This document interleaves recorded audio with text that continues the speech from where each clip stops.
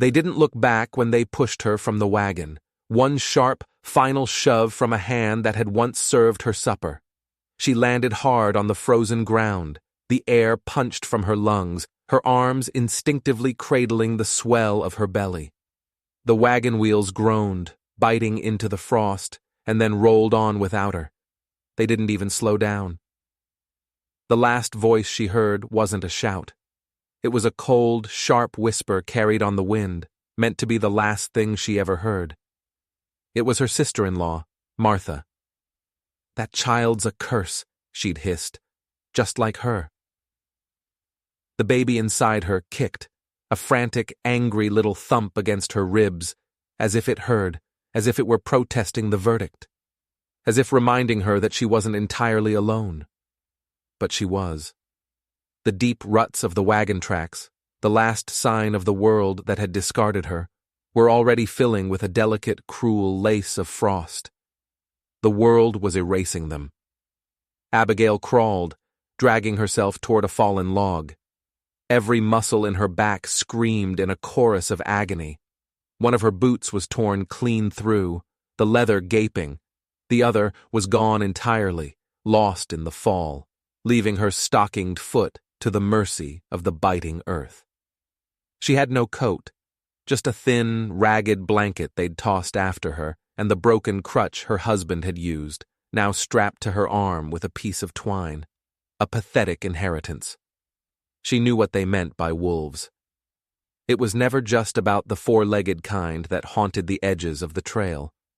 It was the other kind. The two-legged predators who scavenged the pioneer trails, searching for strays, for the weak and the isolated. Men with cold hearts and empty eyes who took what they wanted and left nothing but scattered bones for the spring thaw. No one would come looking for her. No one would mourn her. They hadn't even mourned her husband Daniel when he'd turned up dead a month ago, the victim of what they called a crooked deal gone wrong. A quiet, tidy explanation that shut down any further questions. The baby, only 7 months along, was all she had left of that life, and even it was seen as a burden, a curse. Her hands, raw and blue with cold, trembled uncontrollably. She tried to push herself up using the log, to stand, to be a person again, but her legs buckled instantly, and she collapsed back into the snow with a choked sob. No food, no fire, no reason. But a breath rattled in her chest, then another, and somewhere deep inside her, a tiny, stubborn heart was still beating, a life that refused to quit. And that's when she saw him. He wasn't hiding behind a tree or watching from a distant ridge. He was walking straight toward her, emerging from the swirling snow like an apparition summoned from the land itself. A tall figure, clad in deep brown deerskin that seemed to absorb the gray light of the dying day. His eyes were sharp as obsidian chips, and his mouth was a flat, unreadable line. He was a Lakota man, not a boy on his first hunt, not a weathered elder, but a man in his prime, a man who moved with the kind of lethal grace that said he was born to this wild, unforgiving world. Born to lead. Abigail didn't speak. She didn't plead or cry out. What was the use? If he was here to finish the job her own people had started, then let him. Let it be over. He knelt beside her without a single word, his movements fluid and silent. His gaze took in everything in a single, sweeping glance. Her chapped face, her bruised and trembling hands, the unmistakable swell of her stomach beneath the thin blanket.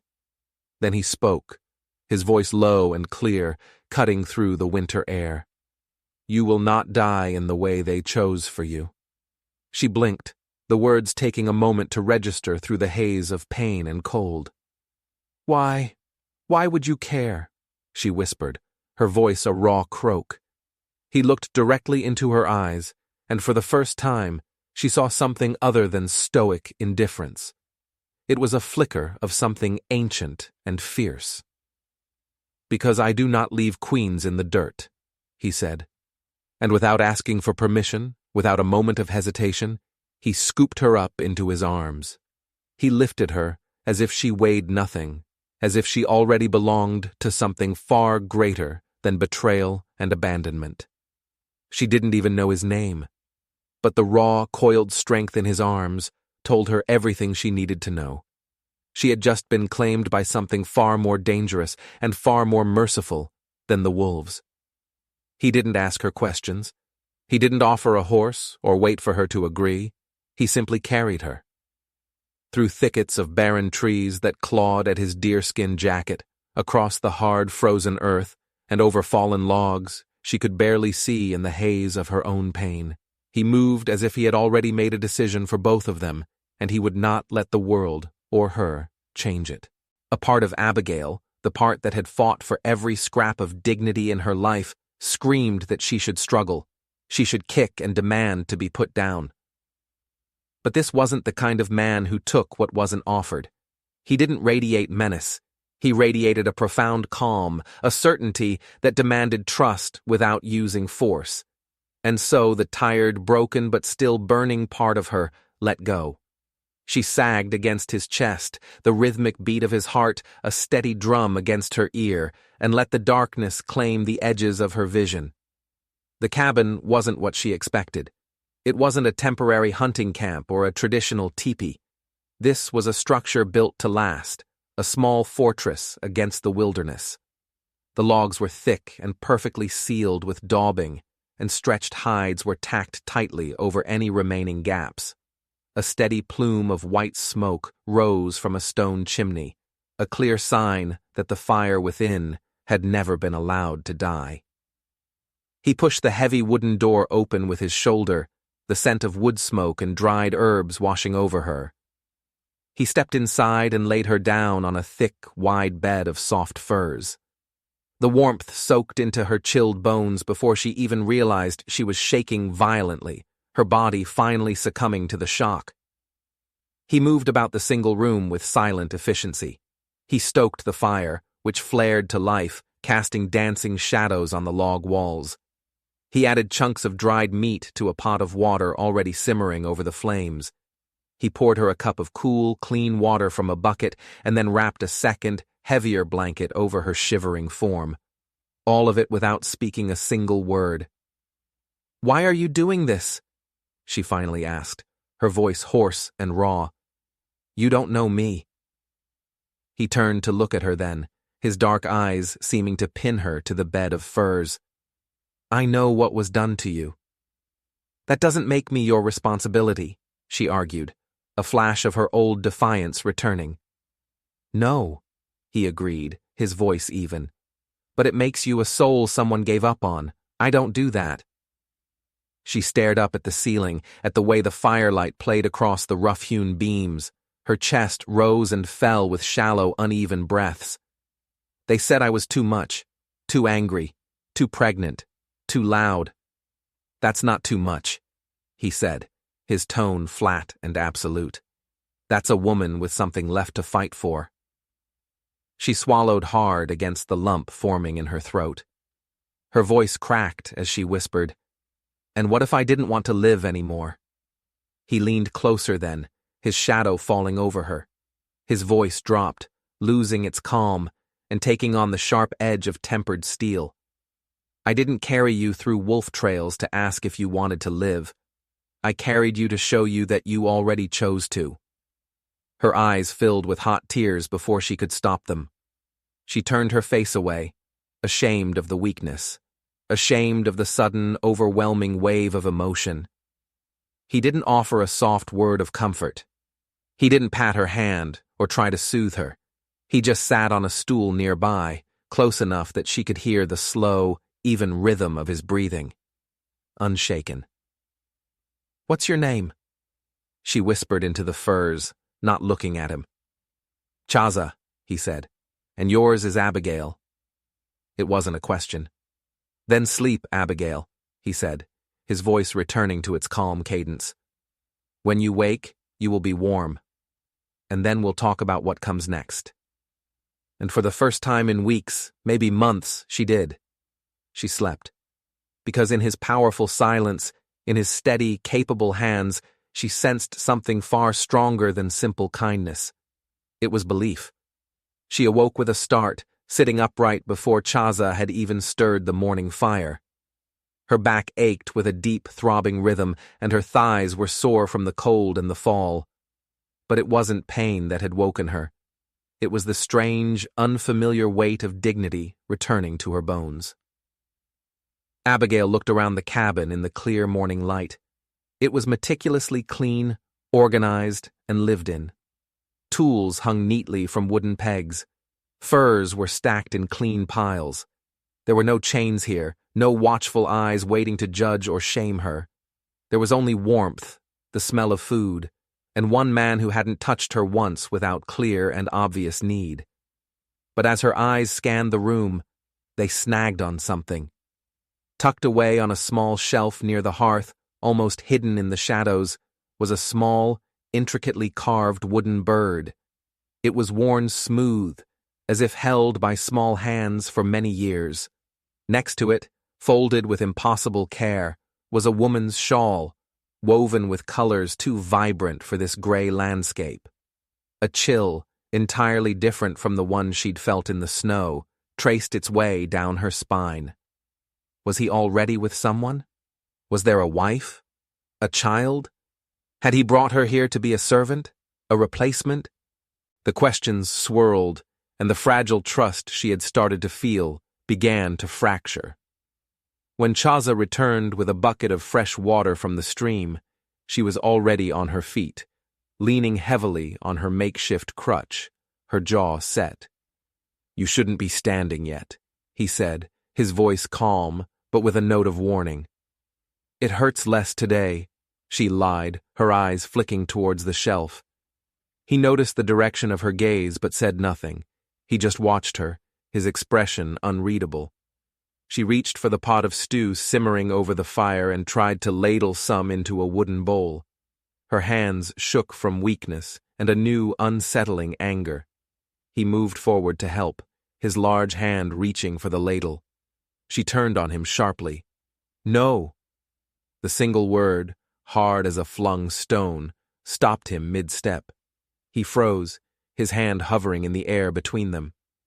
"I can serve myself," she added, her voice low and tight. "I need to." He didn't argue. He didn't question her. He simply stepped back and waited, his arms crossed over his chest. She spilled a little of the hot stew on the hearthstones, burned her finger on the side of the pot, and nearly dropped the heavy bowl, but she did it. She filled the bowl and hobbled back to the fur bed, where she sat and ate every last bite with a ferocious determination. "Why here?" she asked between spoonfuls, the question abrupt. "Why live all the way out here alone?" "I'm not alone," Chaza said, finally moving to pour himself a cup of water. His gaze met hers over the rim of the cup. "The mountain keeps me company." He paused, then added, "And I was chief once." She blinked, the spoon halfway to her mouth. "Chief?" "Until I chose peace," he continued, as if it were the simplest explanation in the world. Some did not agree. "So they cast you out?" she asked, picturing a violent coup, a betrayal. "No," he said, setting his cup down. I stepped aside. "Leadership is not about control, Abigail. It's about what you protect. I stopped protecting war."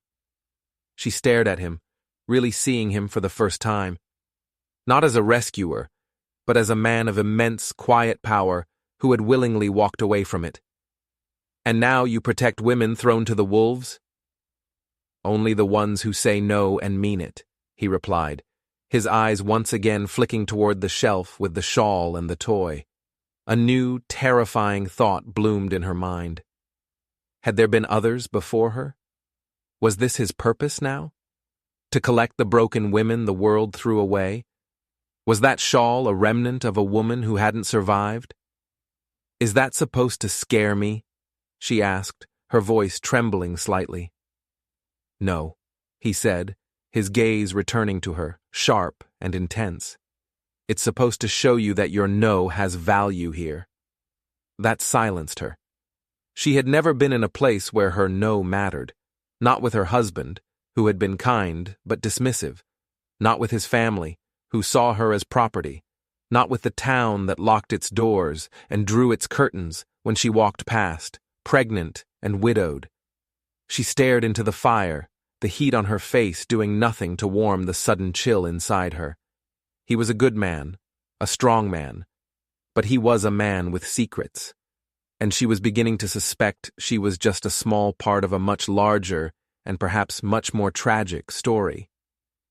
That night, the unspoken tension in the cabin was thick enough to choke on.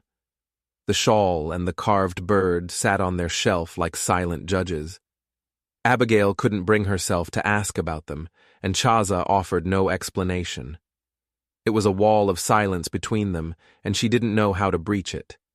She decided to build a bridge of her own, a bridge of truth. She waited until the fire had burned down to glowing embers, until the night outside was absolute in its darkness. She sat with her feet wrapped in furs, her hands resting on her belly, where the baby shifted restlessly. Chaza sat on the other side of the hearth, carving a new piece of wood with a small, sharp obsidian blade. It wasn't the blade that frightened her. It was how calmly he used it, how such a dangerous tool could create something beautiful in his hands. It reminded her that gentleness and violence could live in the same man. He wasn't the father, she said suddenly, the words rushing out before she could stop them. Chaza's hands didn't still. The blade continued to shave thin curls of wood from the block. The man I married, she continued, her voice gaining a fragile strength. Daniel, he wasn't the one who gave me this child. Still, he didn't flinch. She wondered if he had known all along. He came back from his last business trip a different man, broken. He drank too much. He couldn't touch me without a strange anger in his eyes. She took a shaky breath. I went down to the river one night just to think, to be alone. A stranger found me. He didn't ask. And I was too afraid, too frozen to stop him. Her voice cracked on the last words. I never told anyone, not even Daniel. Chaza finally looked up then. His eyes held no pity, no judgment, only a deep, unnerving attention. You didn't owe anyone that truth, he said quietly. But you gave it to me. Because you didn't ask for it, she whispered. She pulled the heavy blanket tighter around her shoulders. Daniel's family. They said I seduced the man, that I wanted it, that I brought shame on Daniel's name, so they left me in the woods with nothing but this child, and a name no one would speak. Chaza set the piece of wood and the obsidian blade down on the hearth. He leaned forward, his elbows on his knees, his gaze intense. The man at the river, the stranger. What did he look like? The question was so direct, so specific, it caught her off guard. He was tall, wiry. His face was in shadow, but he had a scar, a jagged white line that ran from his temple down to his jaw. She hesitated, a memory surfacing.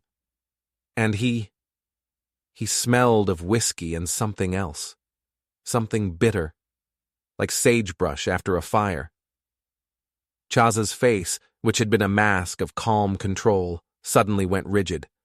The muscles in his jaw clenched so hard she could see them bunch under his skin. It wasn't a look of sympathy. It was a look of cold, hard recognition. He knew him. He knew the man who had assaulted her.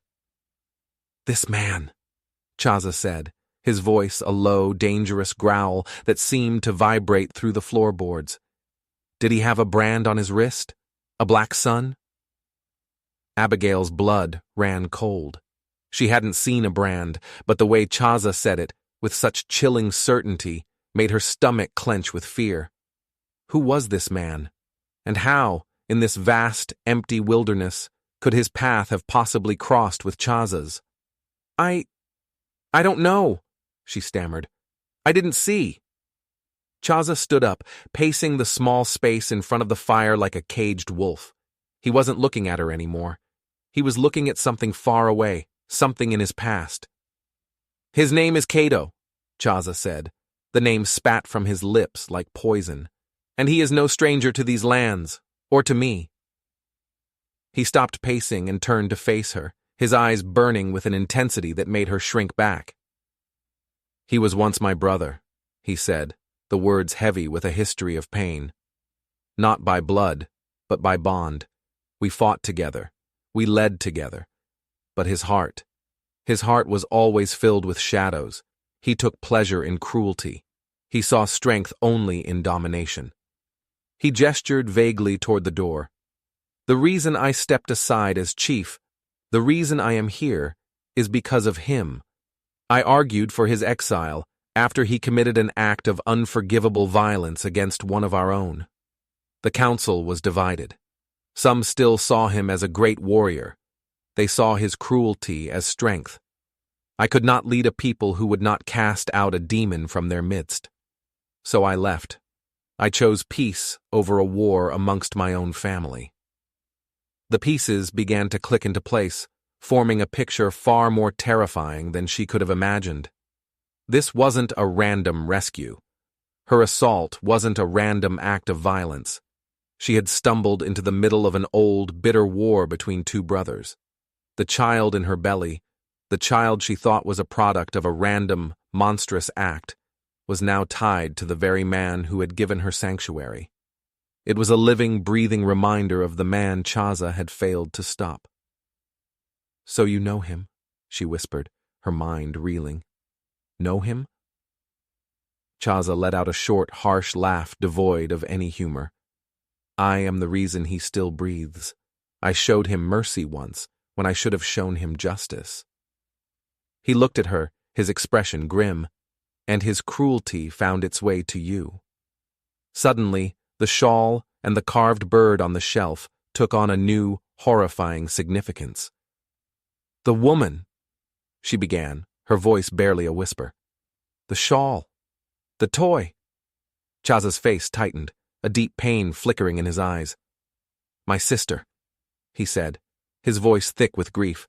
"It was my sister Kona that he hurt. She was his wife. The council would not act against him because he was bound to her. After I left, his darkness consumed him completely. She did not survive it." The air left Abigail's lungs. She wasn't the first woman, she was just the latest victim in Cato's long, brutal reign of terror. And the man who had saved her was the one man on earth with every reason to want Cato dead. The man whose life was defined by his failure to stop him. She was no longer just a survivor, she was evidence, she was a witness. And she was living in the home of the only man who could bring Cato to justice, or die trying. The silence of the cabin was no longer peaceful. It was the quiet before a storm. The next few days passed in a strange, tense haze. The revelation about Cato hung in the air between them, a ghost at their hearth. Chaza became even more reserved, his silence deeper, more thoughtful. He spent hours outside, reinforcing the cabin door, sharpening his hunting arrows until they gleamed, his movements economical and deadly. He was no longer just a man living in exile, he was a warrior preparing for battle. Abigail, in turn, found a new strength. Her fear was still there, a cold knot in her stomach, but it was now overlaid with a hot, simmering rage. The assault was no longer a shapeless, shameful memory. It had a name, Cato, and it had a history. Her personal tragedy was part of a larger story of evil, and that, strangely, made it easier to bear.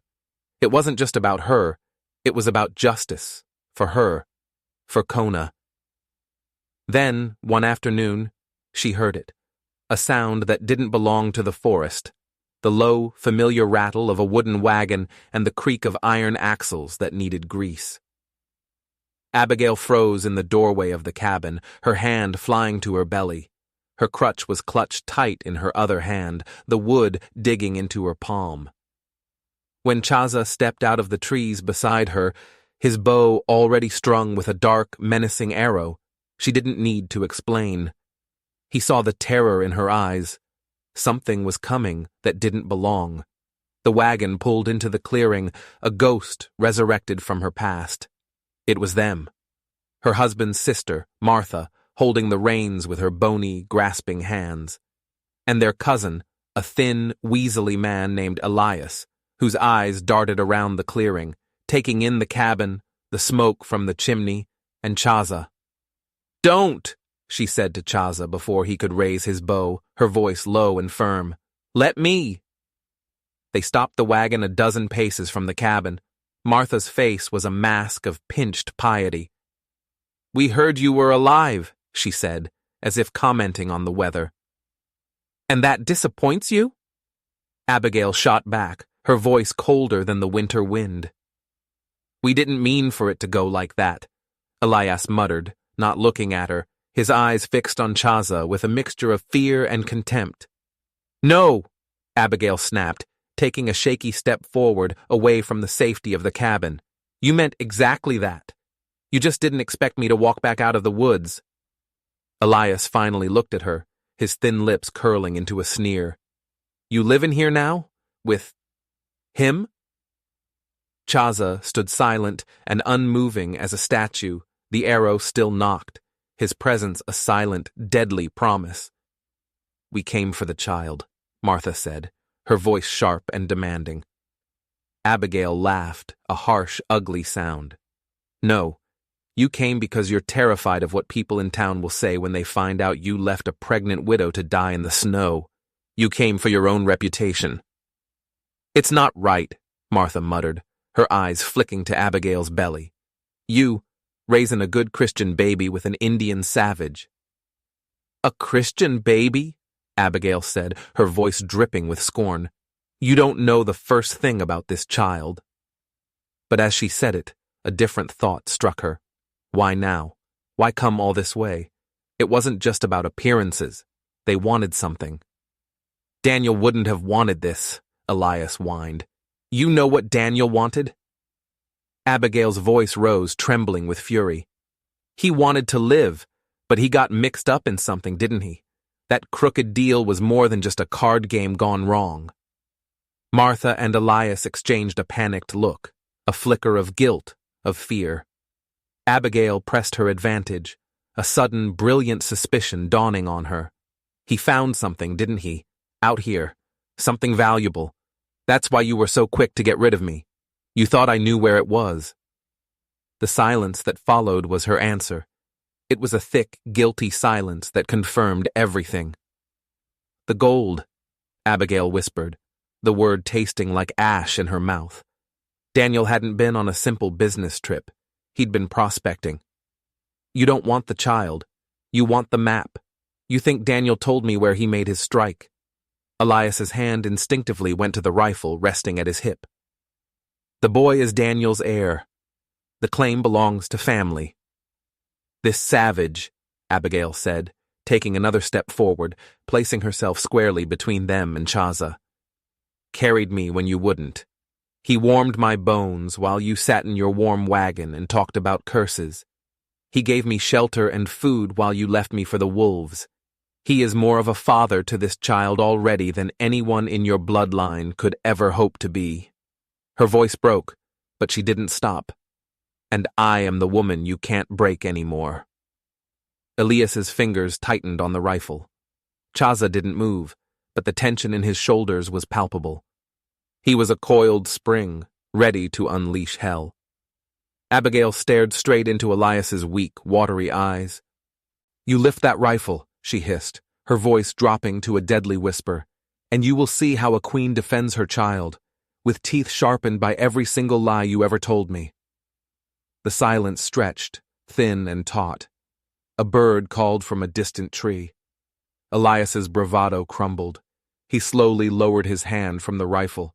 Martha, her face pale and pinched, yanked on the reins, turning the wagon around with a sharp, angry tug. They rolled back the way they came, empty-handed, defeated, but as the wagon disappeared into the trees, Elias looked back over his shoulder. His face was twisted with impotent rage and a new, calculating malice. "This ain't over!" he shouted, his voice echoing in the clearing. "There are other men who'd be mighty interested to know about that gold. Men who ain't your kin. Men who are already out here looking for it." The threat hung in the air long after they were gone. They hadn't just retreated. They had gone to find a bigger pack of wolves.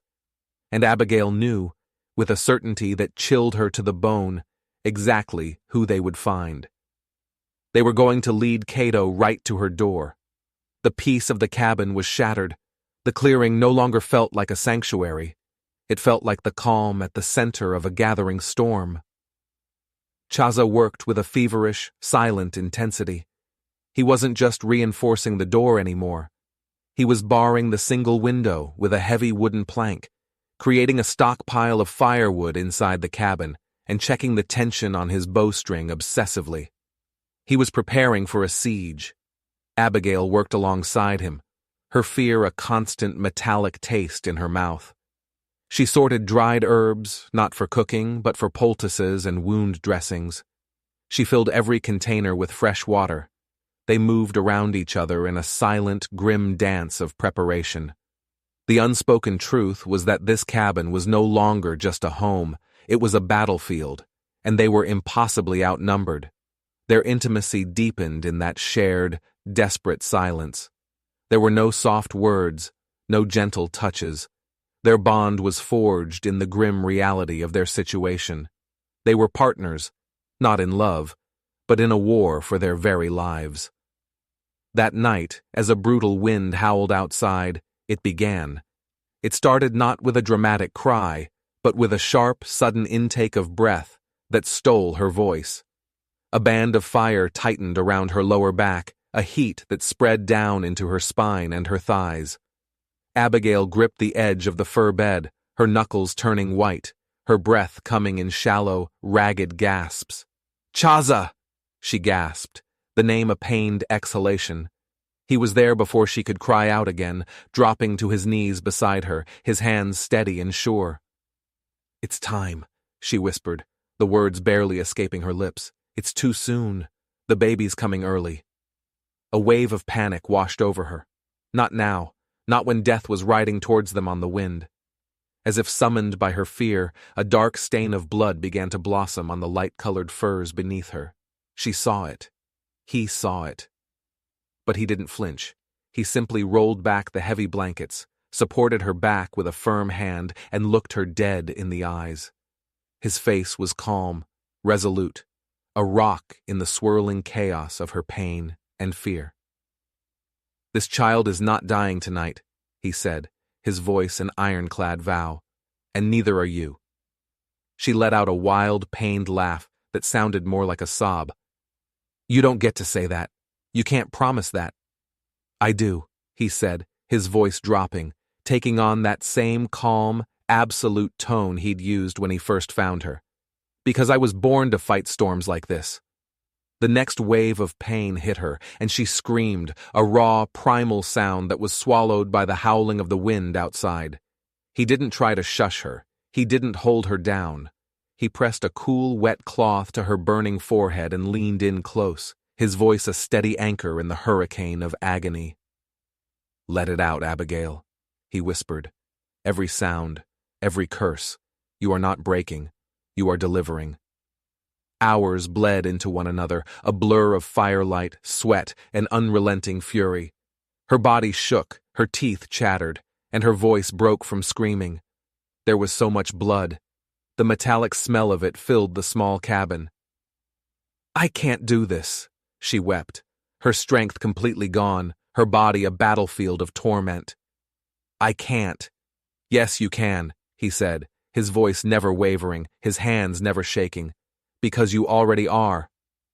And then, with one final tearing push, the child came, not with a healthy, lusty cry, but with a terrifying, profound silence, a stillness that was more frightening than any scream. Abigail's head fell back against the furs, her eyes wide with a new, sharper terror. "Why isn't he crying?" she rasped, her heart seizing in her chest. "Chaza, why isn't he crying?" Chaza didn't speak. He worked with a swift, desperate focus, his hands a blur. He turned the tiny, limp baby over, cleared its mouth with his finger, and rubbed its small chest vigorously. Nothing.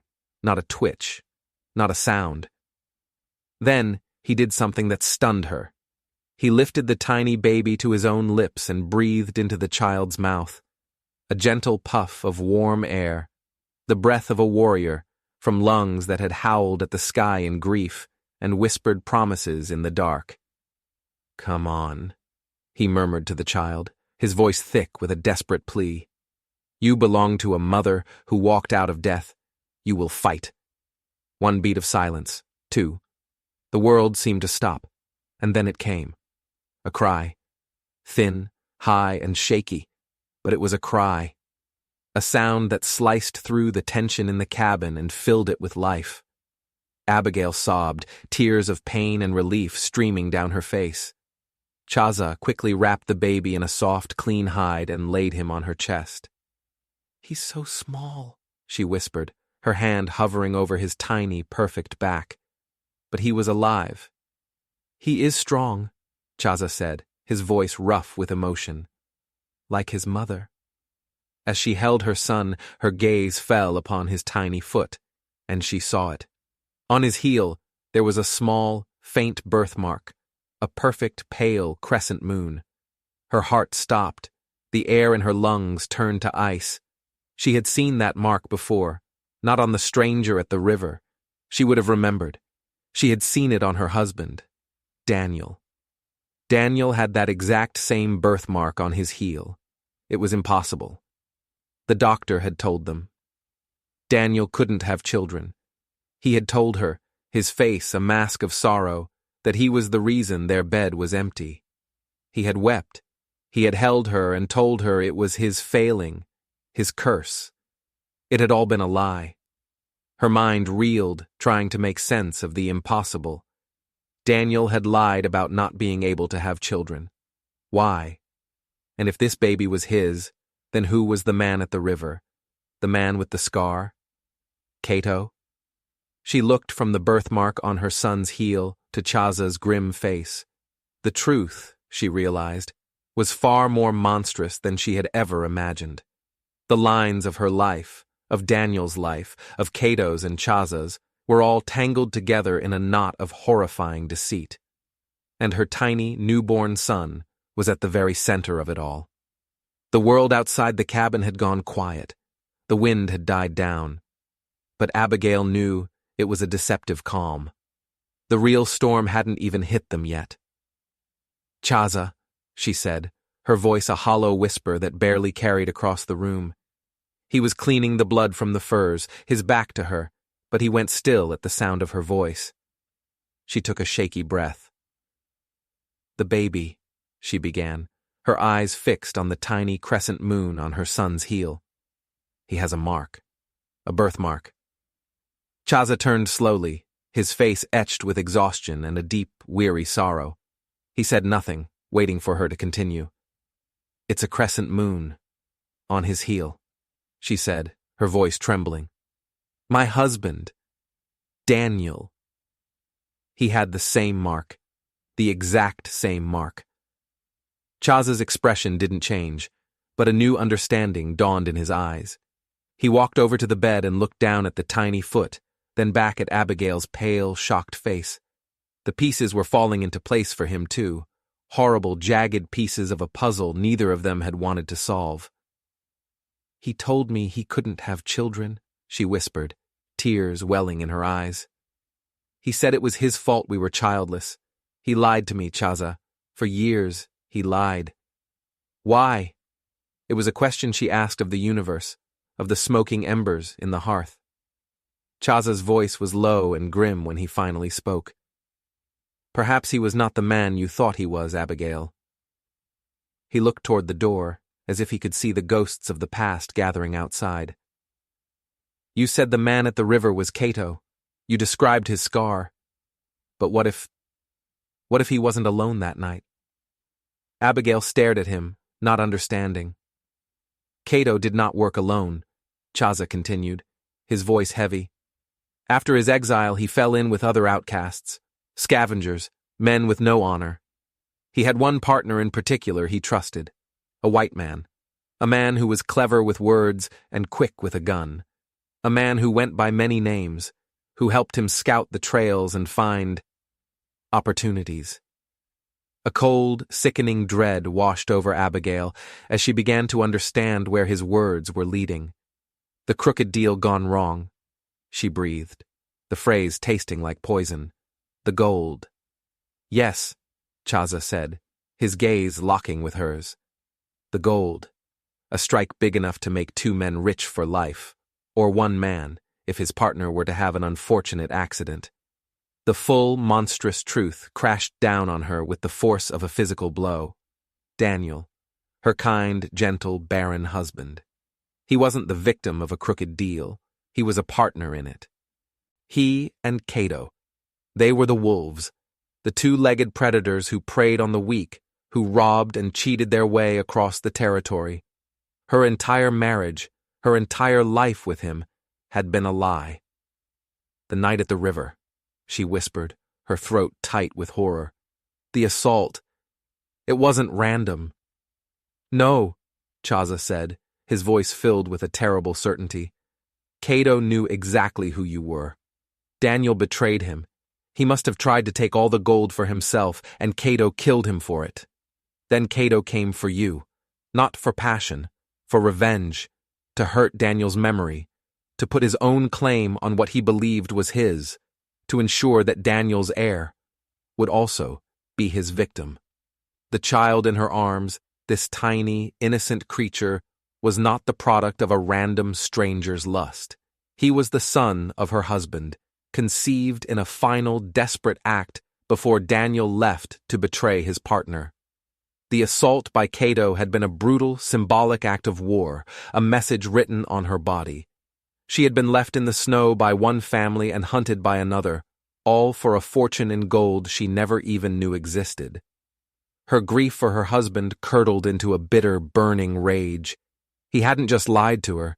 He had built their entire life on a foundation of blood and deceit, and then left her to face the consequences of his sins. As if on cue, a sound cut through the pre-dawn quiet. Not the rattle of a wagon this time. It was the soft thud of horses' hooves on the frozen earth, many of them. Chaza was already moving, grabbing his bow and a quiver of arrows. He strode to the door and peered through a tiny crack. "It's him," he said, his voice flat and devoid of all emotion. "Cato, and he has brought men with him." Abigail looked down at the child in her arms, her son whose legacy was now a war for gold and blood. She looked at the cabin walls, her fortress that was about to become a tomb, and she looked at Chaza, the man who had lost his sister to this monster, who had given up his leadership to escape this violence, only for it to follow him here. She was no longer a victim waiting for a rescuer. She was a mother, a survivor, a queen in a kingdom of two, with an army of one. "He won't have my son," she said, her voice no longer a whisper, but a low, fierce growl. "He won't have this gold, and he will not leave this clearing alive." Chaza looked back at her, and for the first time he smiled. It was a grim, terrifying smile, the smile of a man who had finally been given a reason to unleash the storm he had held back for so long. "No," he agreed, "he will not." The siege began not with a bang, but with a voice, Cato's voice, slithering through the morning mist, oily and confident. "Chaza, my old brother, I know you are in there. I know you have something that belongs to me. Two things, in fact, a woman and a map. Send them out, and my men and I will be on our way." From her place on the fur bed, Abigail saw Chaza's knuckles turn white where he gripped his bow. He didn't answer. "Don't be a fool!" Cato's voice was closer now. "I have 10 men. You have a log cabin and a guilty conscience. Your sister's ghost must be so disappointed in you, always choosing peace, always choosing to run. Look where it got you, alone, and now you will die alone." Abigail saw Chaza flinch at the mention of his sister. Cato knew exactly which wounds to pour salt in. "Give me the woman, Chaza," he yelled again. "She means nothing to you. She is the wife of the man who betrayed me." "He's wrong," Abigail said, her voice clear and strong in the tense silence of the cabin. Chaza looked back at her, surprised. He thinks he knows you, she continued, pushing herself to a sitting position, her son held tight against her chest. He thinks you're the same man who walked away. He's trying to make you angry, to make you reckless. Don't let him. Chaza stared at her, a new respect dawning in his eyes. She wasn't cowering. She was thinking, strategizing. He is right about one thing, Chaza said quietly. There are too many of them for a straight fight. He looked around the small cabin, his eyes calculating. But this is my mountain. I know its ways. He turned back to her. There is a loose stone in the back of the hearth. Behind it is a small tunnel, just big enough to crawl through. It leads to the creek bed behind the cabin. It was my escape route, should I ever need it. You want me to run? She asked, her heart sinking. I want you to live, he corrected her. You and the boy. Take him. Follow the creek north. It will lead you down the mountain towards my people's winter camp. Show them this, he said, pulling a small carved wolf pendant from around his neck. They will know you come from me. They will protect you. And you? She whispered, her throat tight. What will you do? I will give them a fight to remember, he said, his face grim. I will hold them here as long as I can. I will buy you time. For a moment she considered it. Escape, safety, a future for her son. But then she looked at Chaza's face, at the weary resignation in his eyes. He wasn't planning to survive this. He was planning to die, to finally atone for the mercy he'd shown Cato years ago. No, she said. The word was quiet, but it had the force of a physical blow. He stared at her, confused. No? You told me my no has value here, she said, her gaze unwavering. I am saying no. You will not die for me. We will not be separated. That is what they do. They separate and they conquer. Your sister? My husband? They were both alone when they were destroyed. We will not be. She laid her son down gently in a small crate she had padded with soft furs. He was sleeping peacefully, oblivious to the war about to be waged over him. You said you know this mountain, she said, standing up, using the wall for support. You said this is your land, so let's use it. He thinks you are trapped in here. He is wrong. You are not trapped in here with them. They are trapped out there with you. A slow, dangerous light began to glow in Chaza's eyes. He was seeing her, truly seeing her, not as a woman he needed to protect, but as a partner, a queen.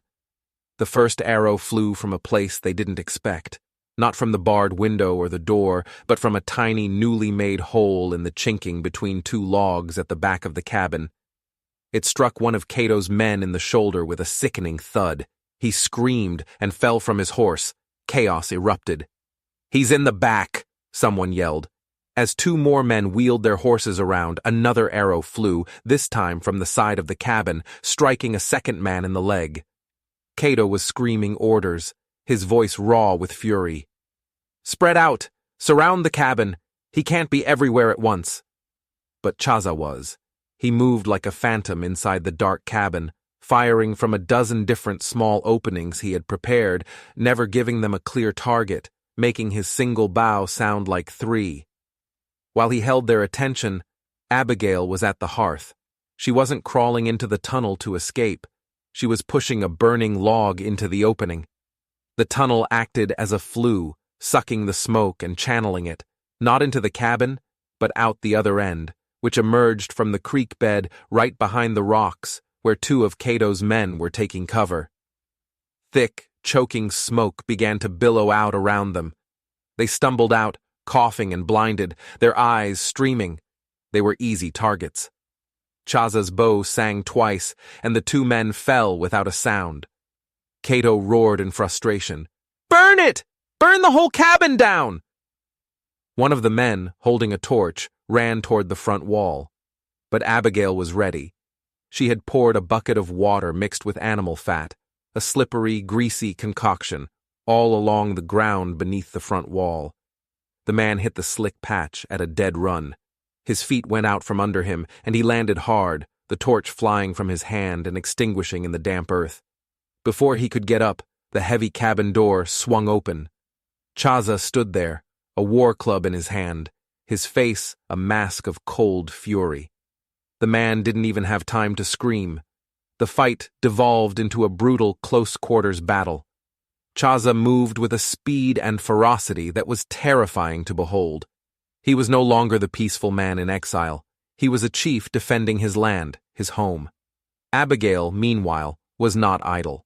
She used the heavy iron pot from the fire, filled with scalding water, tipping it out the window onto another attacker who got too close.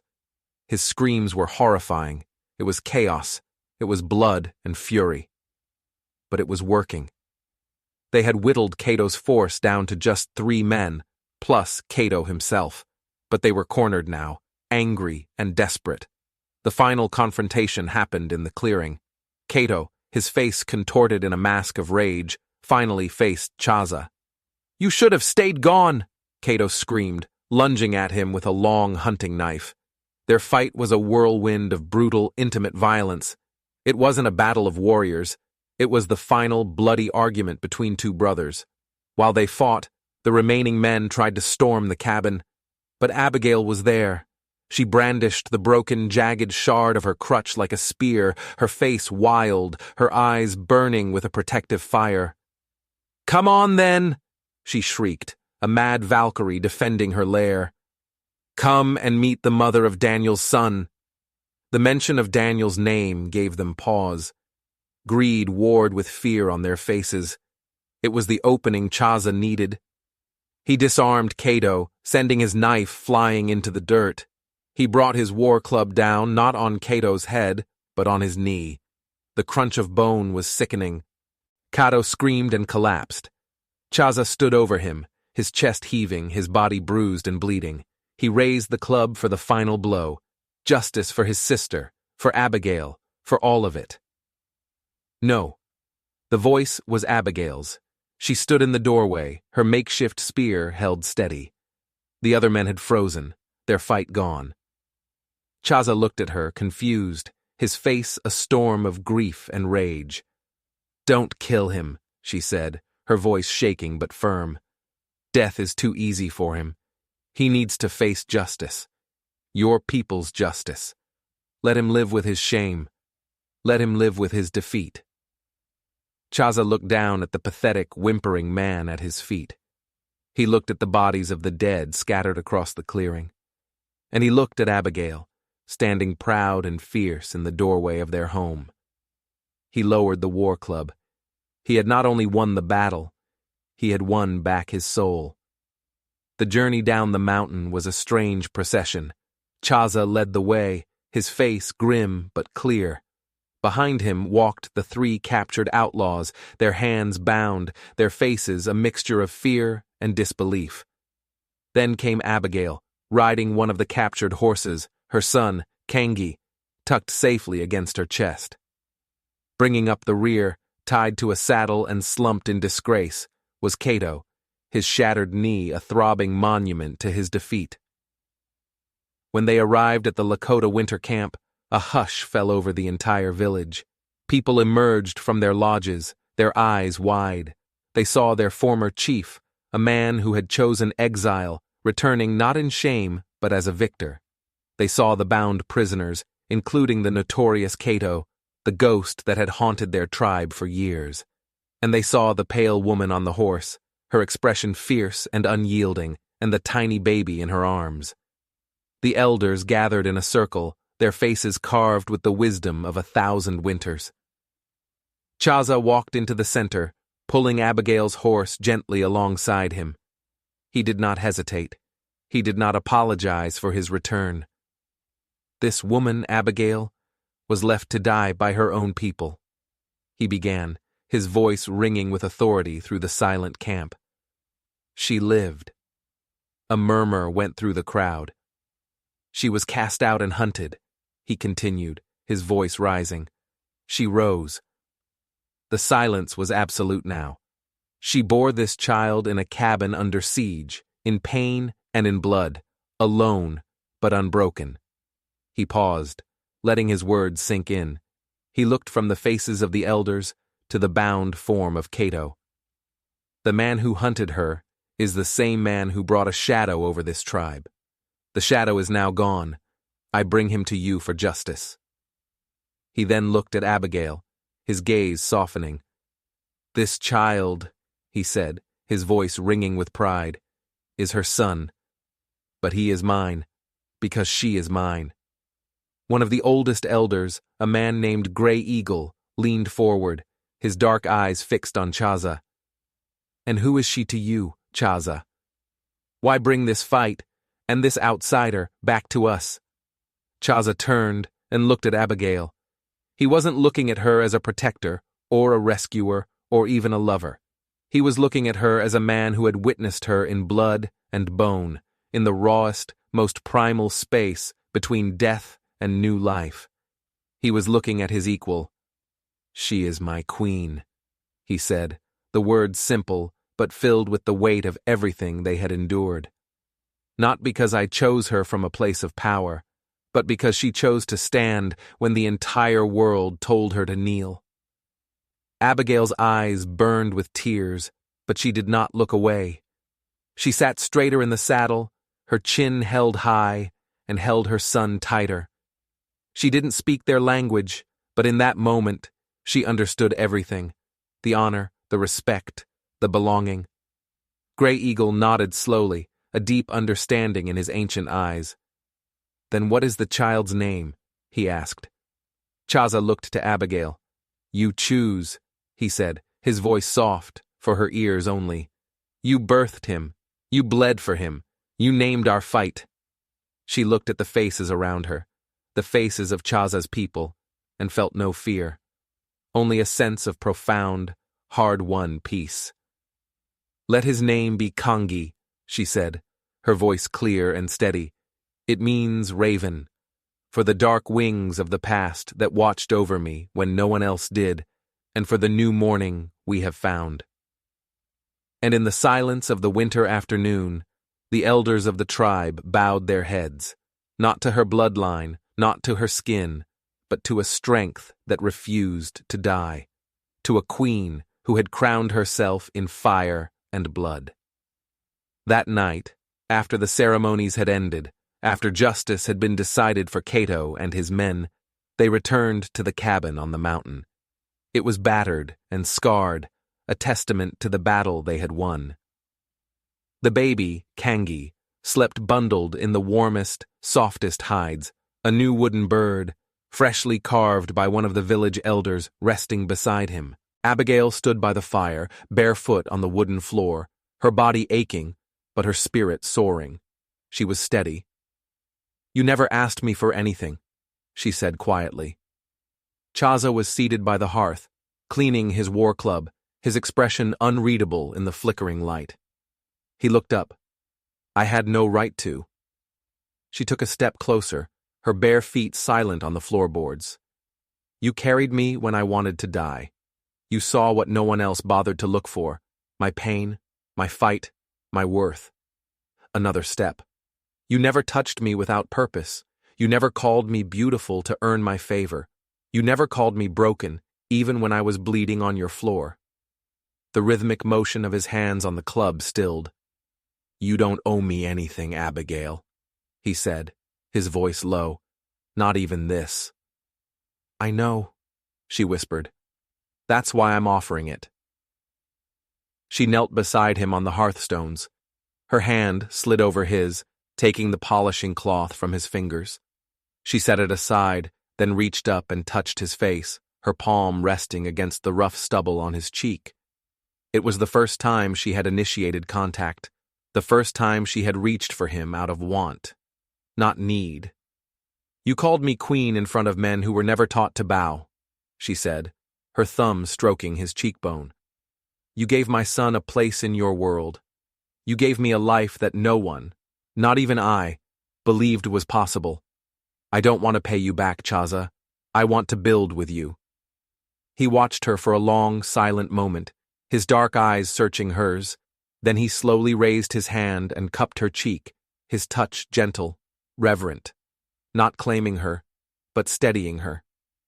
"I never asked," he said, his voice thick with emotion. Because I didn't want you to feel claimed. I wanted you to choose. She smiled, a slow, real smile that reached her eyes. I'm choosing now. He leaned forward and kissed her. It wasn't a kiss of hunger or passion, but of profound reverence, as if the moment itself was holy. She kissed him back, not because she owed him her body, but because he had already touched her soul. She was not a rescued woman giving herself to her savior. She was a queen choosing her king. Later that night they lay together, not as rescuer and rescued, but as two warriors who had faced down their ghosts and emerged from the battle scarred, but whole. Two people who had rebuilt themselves, piece by battered piece, into something unshakable. In the dark, with her hand resting over his heart and his over the place where their son had grown, she whispered, "They left me to the wolves." He replied softly, his breath warm against her hair, "No, my love. I met the wolves with you." And in that moment, in the quiet of their hard-won home, neither of them needed the past anymore, because together, with courage and with choice, they had finally rewritten it. This life was not given to her. No paper made it legal. No priest blessed it. No town gave it their permission. But when Abigail stood in the doorway of her repaired cabin, her son cooing on her hip, watching Chaza build a new smokehouse by the spring, she knew this life was real. It was a life she had carved with her own two hands, with her torn and bleeding body, and with the shattered pieces of a heart that no one, in the end, had managed to break for good. People from the village came now. Not many at first, and not often, but they came. Women bringing gifts of smoked fish for the baby, men coming to trade stories and seek Chaza's quiet counsel. One young girl, her eyes wide with awe, asked her, "Is it true? Did you really walk out of the woods all alone?" Abigail smiled and shifted Kangi on her hip. "No," she said. "First I crawled, then I stood, then I fought." The girl beamed, a new kind of fire in her own eyes. The stories traveled as stories do. Some said the exiled chief had taken a white woman as a prize. Others whispered it was powerful medicine that brought them together. But those who had seen her, who had seen the scars on the cabin walls and the unyielding strength in her eyes, who had heard the sharp, clear edge in her voice when she spoke truth without apology, they knew the real reason. She was a woman who had been stripped of everything, who had nothing left to lose, and in that she had become utterly and completely unstoppable. That spring, Chaza carved her a new pendant, not a ring to claim ownership, but a small, smooth piece of red jasper with a raven etched deep into its center. "To match our son," he'd said, placing it around her neck. She wore it every day, not because it made her his, but because it reminded her of who she had become. One evening, as the sun bled purple and orange across the peaks, she sat by the fire rocking Kangi to sleep. Chaza knelt beside her. "I have seen warriors walk through fields of blood and never blink," he said, his voice low and soft. "But you walked through a world of silence and lies, and you came out singing." She looked at him, her eyes soft with tears, but not heavy with sorrow.